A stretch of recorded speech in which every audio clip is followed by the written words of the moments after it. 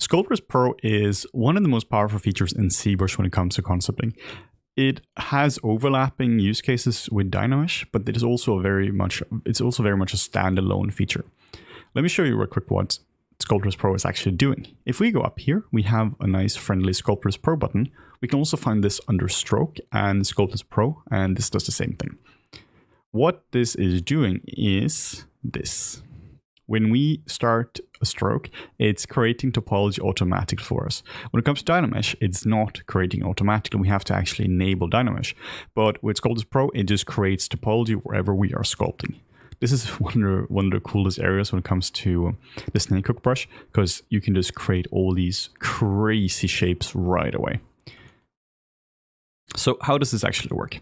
Well, if we go under Stroke and Sculptris Pro, we have a few features here. First one, you can see we have adaptive size.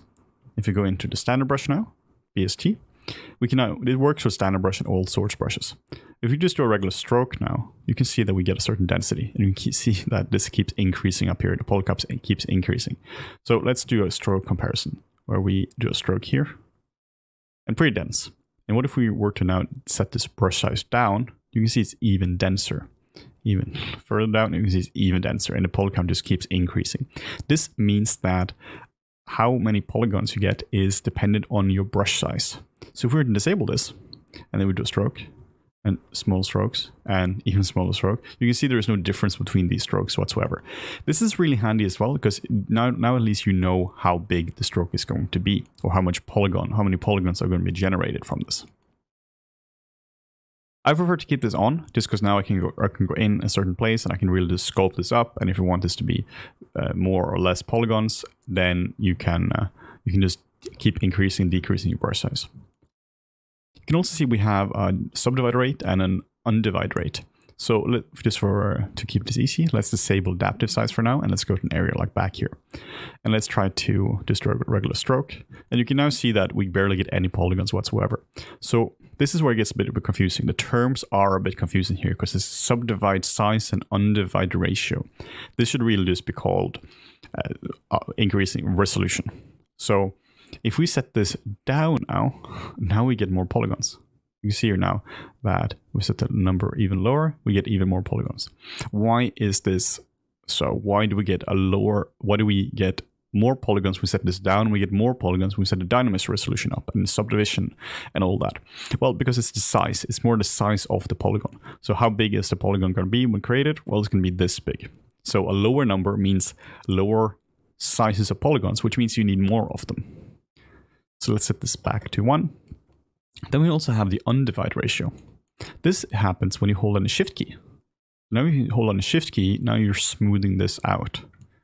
So this increases the resolution of the smoothing. Now you can see it's higher, and now we get a lower poly count here. Set this to something like 1. And now you can see we get a higher poly count here. So this is a really powerful way of working. You can sculpt with just regular sculpting brushes. Set this to something lower like this. You can sculpt like this, and then we can remove information by holding down the shift key to smooth it out as well. Really useful stuff. A really cool thing as well is that we can hold down the shift key to smooth away certain parts. Let's set this here to 1.25. There we go. So if we now were to just hold on the shift key and just smooth away like this, you can see that eventually it's going to just pop it out as its own separate island. This is something you can't do in with the Dynamesh tools. Like, you can totally do it with the trim brushes, you can get the same result, but you can't get it like this. You can't just get floating islands by smoothing it in this very organic shape. Like, if you just smooth it a little, you can see that you can see almost the moment it actually tears off, it almost looks like a liquid just dropping off. So you get these incredibly cool shapes. An advantage of Sculptris Pro versus using Dynamesh as well is that, let's say you have a final model. Let's we can just go all the way back to this. You can scrub down, go back if you go up here to the top, and you see the history, and we can just drag this all the way back here. And then we just tap on the model, and now we just can say like, yeah, we want to remove the history. So you have your final topology. Everything's ready, and you don't want to dynamesh the entire thing because you don't want to change maybe the topology in those areas, or you just only want to modify the topology in one specific area. Well, now you can just go in and you can just start sculpting in this specific area. So at this point, you can see that only the area which is being modified or is being sculpted on is actually being modified in terms of the topology. So now you're keeping everything else super low res, but this area here creates or has really nice and workable topology.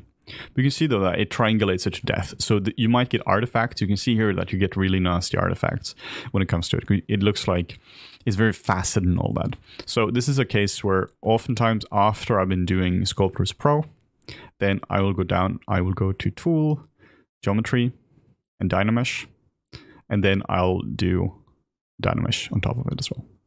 But again, you can see here now that Dynamesh doesn't care. Like Dynamesh doesn't care about the resolution of what's been sculpted here or not, but I keep working with these two features combined. So let me give an example here. We do Snake Hook Brush and Sculptris Pro enabled. So we do this crazy horn, we do another horn here, and then I'll Dynamesh it, because now we get nice workable topology.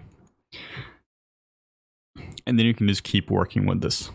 So they're not competitors. One isn't better than the other. They're just very different for their use cases. But Sculptris Pro is honestly one of my favorite features in ZBrush, and it makes concepting such a breeze. So again, just to sum it up, we find Sculptris Pro right here, or we find it under Stroke and Sculptris Pro.